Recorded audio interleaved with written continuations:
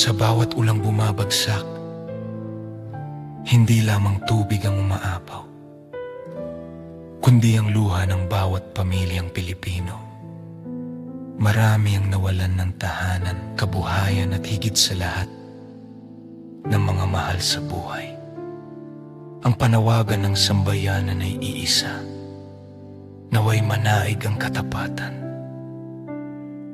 pananagutan at tunay na paglilingkod upang ang ganitong trahedya ay hindi na maulit. Sa bawat patak ng ulan sa bubong,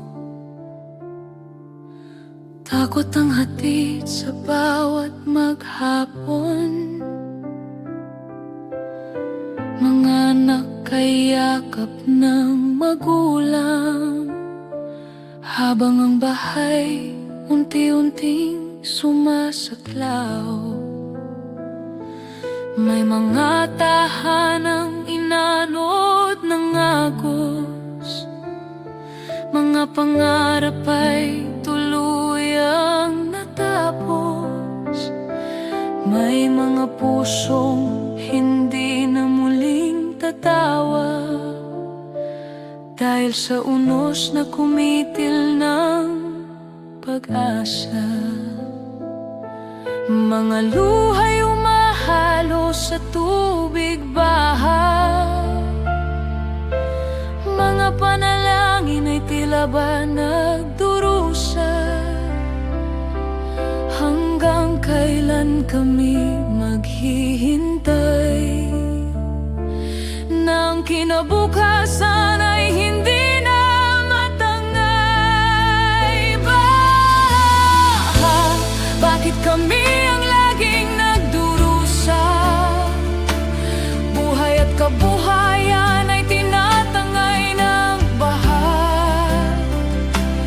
Pinaghirapang ipon ay biglang naglaho.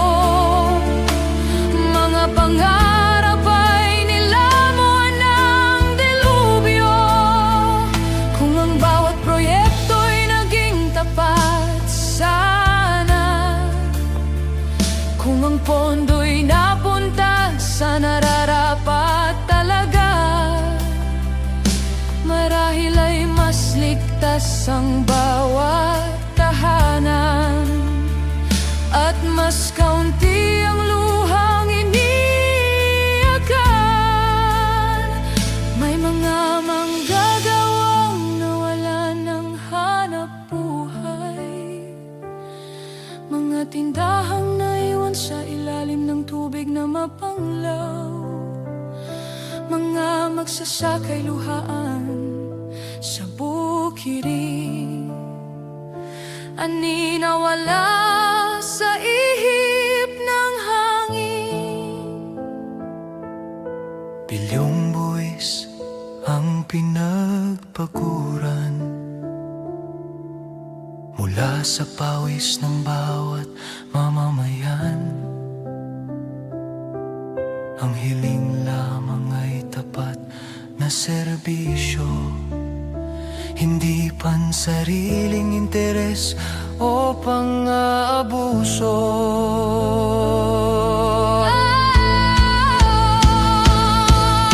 Hindi namin hangad ang sisihan lamang,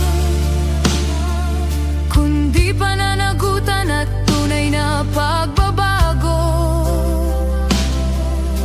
Tapusin ang katiwalian, pairali ng katapatan, upang ang bawat Pilipino'y may ligtas na kinabukasan.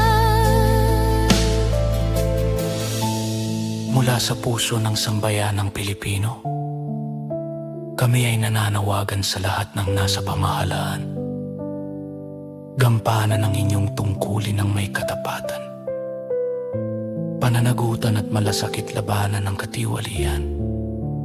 Siguruhin ang bawat pondong inilaan para sa kaligtasan ng mamamayan ay makarating sa tamang proyekto. Ang bawat buhay ay mahalaga.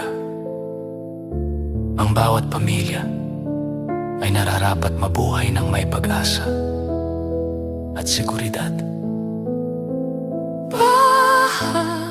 wag nang maging dahilan.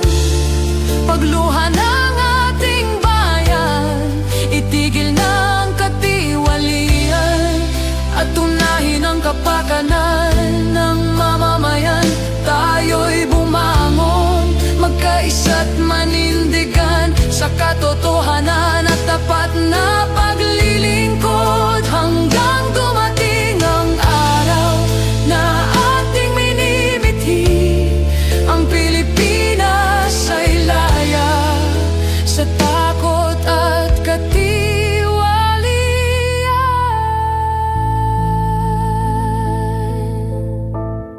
Kapag ang katapatan ng siyang nanaig, pag-asa'y muling sisikat sa ating daigdig. At ang bawat patak ng ulan sa kalangitan, hindi na magiging luha ng sambayanan.